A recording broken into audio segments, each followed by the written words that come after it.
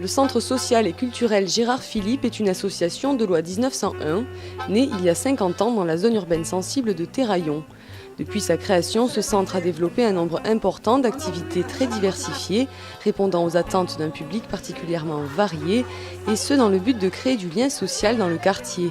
Des jeunes enfants aux seniors, du cadre supérieur aux demandeurs d'emploi, ici, on fait le maximum pour que toutes les générations et les catégories socio-professionnelles apprennent à vivre ensemble et à s'entraider. Le prix d'adhésion est fixé sur le quotient familial, ainsi chacun paye en fonction de ses moyens. Les adhérents et les employés parlent les uns des autres comme d'une grande famille à l'échelle d'un quartier. Faudrait avoir des jambes de bois pour ne pas danser la polka.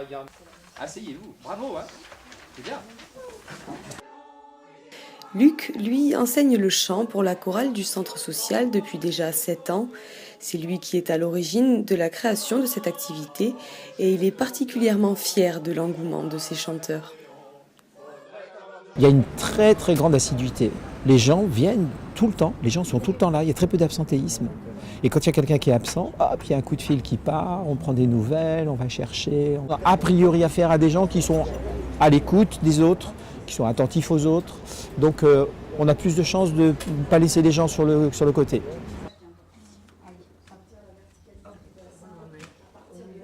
Oh bah on rigole avec les copines.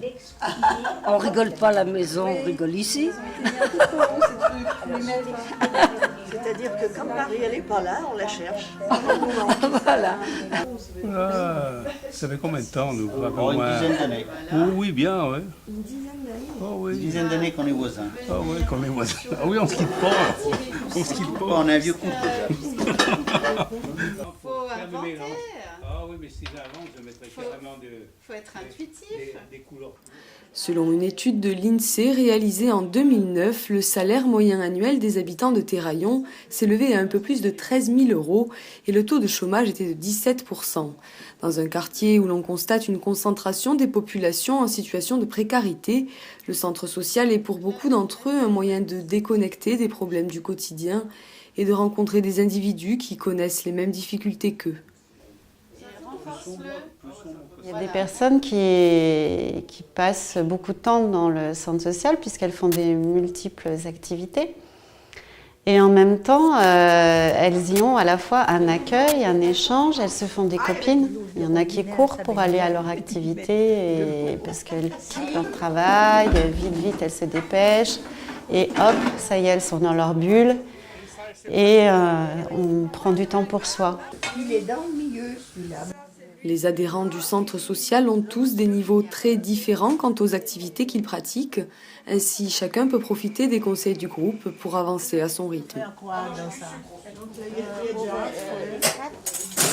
J'aime beaucoup les gens qui travaillent ici. J'aime beaucoup le centre social de Gérard Philipe parce que j'ai fait le cours français ici et j'ai fait la cuisine aussi. Je me sens complètement intégrée et puis donc c'est bien de connaître des gens qui ont des racines différentes, des origines, enfin des niveaux de vie différents. Ça apprend un petit peu sur la vie, quoi. Voilà, donc pour moi c'est l'idéal. Je vois qu'il y a des gens qui sont bien plus en difficulté que moi et ça aide à relativiser les choses. Le grand événement du centre social Gérard Philipe a lieu au mois de juin. Il se nomme Célébrons et attire près de 2000 visiteurs au cœur du quartier de Terraillon. Une compagnie de théâtre est accueillie en résidence pendant près de 4 mois et travaille avec les habitants à la construction d'un grand spectacle de quartier. Le racisme essentiel. On les mains, sauf les mecs, ça fait en les mains. Les mains, ça roule de façon à la main.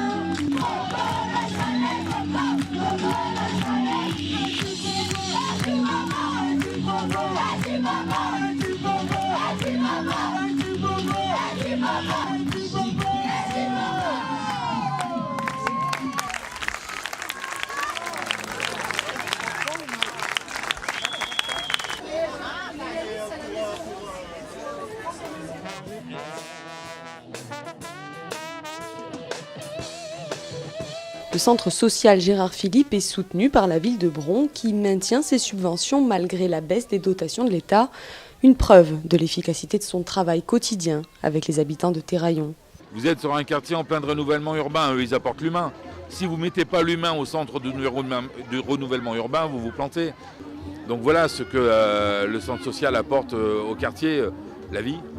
Hein, je veux dire, ça ne veut pas dire que sans le social, il n'y a pas de vie. Vous voyez, elle ne demande qu'à s'exprimer.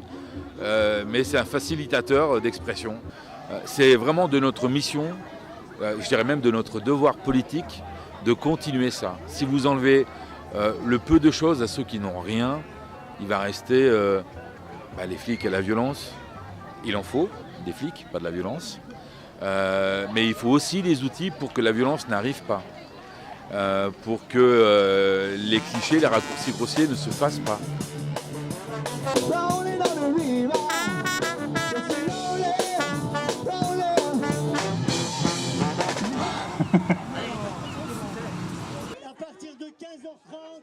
Janine Bramé est née à Terraillon dans les années 30. Elle a vu évoluer le quartier et ne l'a jamais quitté. Son père était très engagé pour sa commune. La rue Marcel Bramé porte d'ailleurs son nom. Janine se sent investie de la même mission que son père. Elle est adhérente du centre social Gérard Philippe depuis plus de 20 ans et fait même partie du conseil d'administration. Non, c'est fini les vaches. Même en souvenir, je ne les vois plus. Des barres d'immeubles, des tours, des avenues, des voitures, des parkings, des feux rouges, des feux verts, du bruit, du béton. On m'a pas demandé mon avis. Le centre social, moi je trouve qu'il apporte un peu la paix dans le quartier, quoi. Parce que quand il y a la fête du quartier, je vais vous faire voir le livre qu'on a fait quand j'ai fait cette pièce de théâtre sur mon quartier. J'ai expliqué qu'avant il y avait des vaches, et maintenant il n'y a plus de vaches, ça faisait rire tout le monde. Donc il y a les jeunes qui jouent en même temps, qui font leur vous savez, quand ils parlent en saccadant, là, comment ça s'appelle? Ah, du rap? Oui, ils font du rap, ils ont fait du rap avec nous, oui. Ça met les jeunes et tout le monde en même temps. Ça mélange tout le monde. Ça mélange tout le monde, c'est ça qui est bien. Il faudrait que ça soit partout comme ça. Ça nous rapproche quand il y en a qui viennent m'embrasser. Dis donc, tu joues l'année prochaine, c'est super bien, quoi, on est tous ensemble. Toutes les couleurs se machinent sur scène. Bref, on a les mêmes problèmes. Car on a les mêmes rêves. Et le même sourire sur nos lèvres. Parce que nos vies sont les mêmes. Nos vies sont les mêmes. On a la même vie, mais on n'a pas les mêmes modes. On a les mêmes arbres, on a les mêmes armes. On n'a pas les mêmes yeux, mais on verse tous les mêmes larmes. On a les mêmes textes, même si on n'a pas les Comme on a moins de dotations, que beaucoup de gens d'instances se retirent, pour le coup, la région, l'État, etc., eh ben nous, on a compensé. Et on a compensé parce qu'on avait aussi un centre social qui nous poussait à le faire, qui nous a déjà démontré la nécessité et l'obligation de le faire. Donc à partir de là, c'était pas compliqué d'aller apporter ce qui manquait.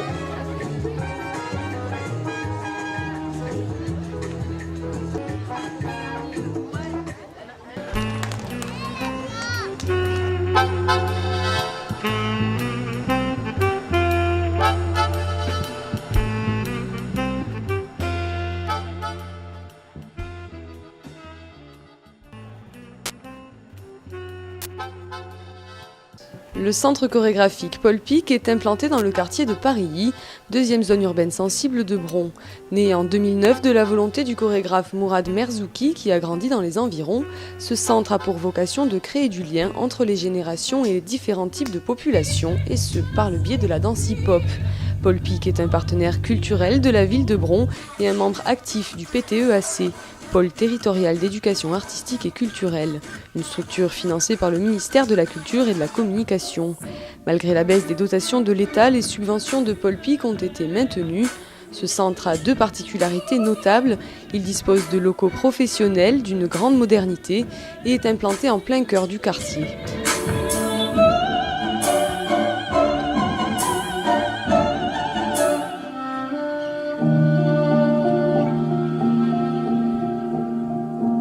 Tas de fantasmes autour des quartiers. Y a des gens qui auraient sans doute jamais mis les pieds à Paris, qui maintenant vont à Paul Pic et oublient même qu'ils sont à Paris, quoi, en fait. Et ça, c'est aussi super important dans l'apprentissage, justement, de vivre les uns avec les autres, et de changer ce regard-là. Dans le sens où t'es là, boum, il se met sur tête, tu vois, et toi, tu fais des choses comme ça. Quand il se met sur tête, tu attrapes ses pieds, tu vois, mais c'est danser. T'amènes, tu le Christophe regardes, enseigne la danse à Paul Pic depuis plus de 2 ans. Il a grandi dans une ZUS et connaît le sentiment d'isolement que ce genre d'habitat peut parfois générer. D'accord, mais il faut vraiment que tu te mettes en état d'esprit. Déjà, tu vois, par exemple, tu peux arriver avec la tour. Je suis issu de quartier, je suis issu du côté de Vénissieux. Et il y a eu des périodes assez difficiles dans moi, dans ma famille, dans ma vie d'adolescent aussi. Et du coup, j'ai pas eu beaucoup de main tendue à ce moment-là, je me suis débrouillé tout seul. Et à des moments, j'aurais kiffé en tout cas avoir quelqu'un qui vienne me tendre la main en disant viens t'amuser là-dessus, viens faire ça, viens découvrir. Donc c'est quelque chose que je ressens, que j'ai le besoin de le faire. C'est naturel, je me force pas à le faire. Tu passes là, et toi tu passes dessous là. En fait, moi je me permets de rêver et j'aime donner aux gens la possibilité de rêver aussi. Même si on ne va pas très loin, c'est pas grave, mais ce temps-là, il est très important pour moi. Christophe est investi dans de nombreux projets sociaux d'accompagnement des jeunes en difficulté. Pour le PTEAC, il travaille en collaboration avec les écoles, collèges et lycées de Bron. Son rôle est de venir faire découvrir la danse hip-hop au sein des établissements scolaires et de suivre ensuite les élèves dans leur parcours artistique. C'est 4 heures, tout à fait. Et dans la même direction qu'eux, mais t'es là-bas. T'es où? T'es là.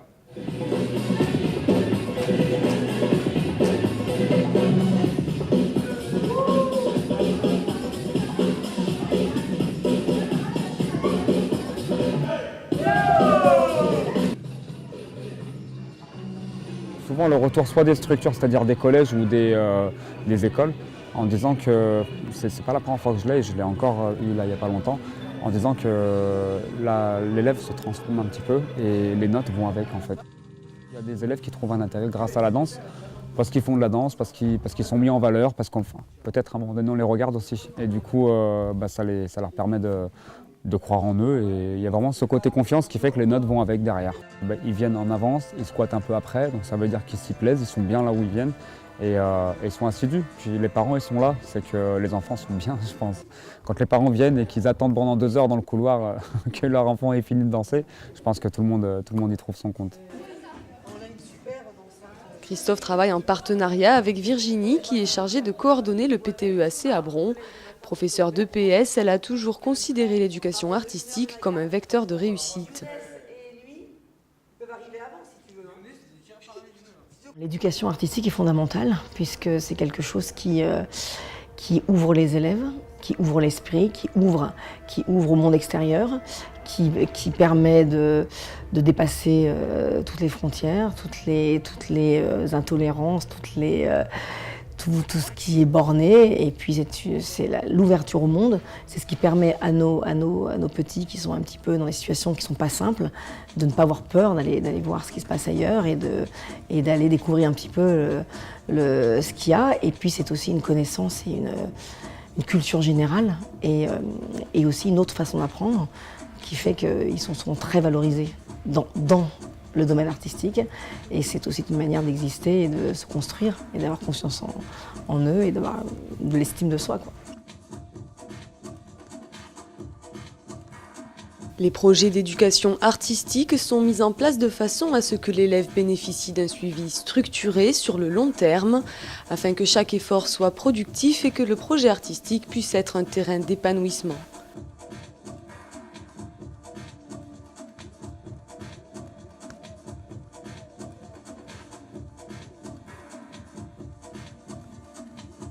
On a vu les enfants grandir avec ça, en fait, avec ces projets, où on avait parfois des enfants qui étaient effectivement, en tout cas pas...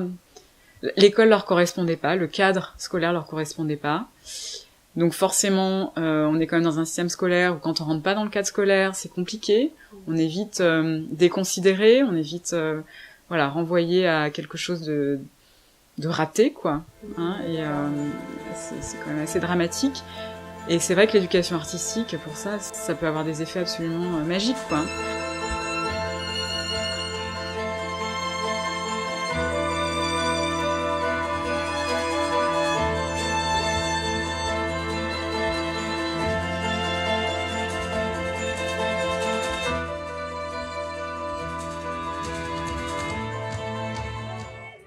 Ahmed est en classe de 3e au collège Théodore Monod.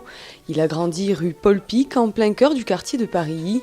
Cela fait plus de 4 ans qu'il est inscrit à la section danse du PTEAC de Bron. J'avais des problèmes, pas de nervosité, mais en fait je pense qu'ils sont apparus après la mort de ma mère du coup. J'ai un peu tout lâché, je tapais sur tout ce qui bouge. Je me suis énervé pour rien. Au début j'avais pas des bonnes notes, genre je galérais un peu et j'avais pris du retard à cause de la primaire. Et en fait comme je m'énervais souvent, je suivais pas les cours et je répondais aux profs. Après, grâce à la danse, ça m'a permis de me canaliser, à contrôler mon énergie et à l'utiliser pour comprendre mes cours, poser des questions aux profs ou faire des heures sup pour même du soutien ou autre. Et après, ça me permet d'avoir de meilleures notes là. Je me sens plus à l'aise du coup, comme je me sens à l'aise scolairement, comme en danse, c'est parfait. Après, la danse, ça me permet de me contrôler en réalité.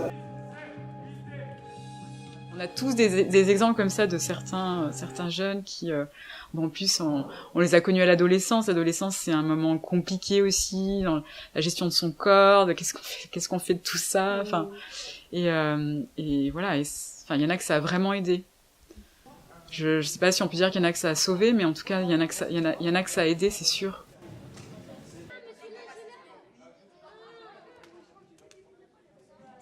Aider à se construire, à prendre confiance en soi pour avancer dans la vie, c'est ici l'objectif premier de l'éducation artistique, permettre d'ouvrir le regard à la découverte par le biais de la culture.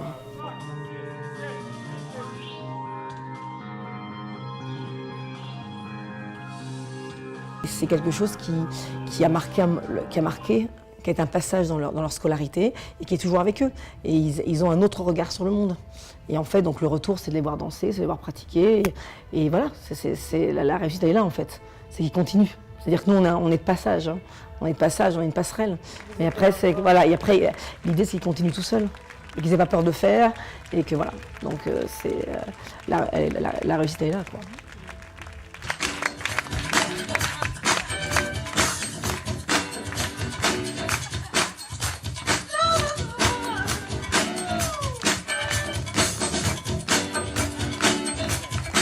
Je vais me laisser 1 an pour voir si je peux, pas conquérir le milieu de la danse, mais voir si je peux y faire ma place.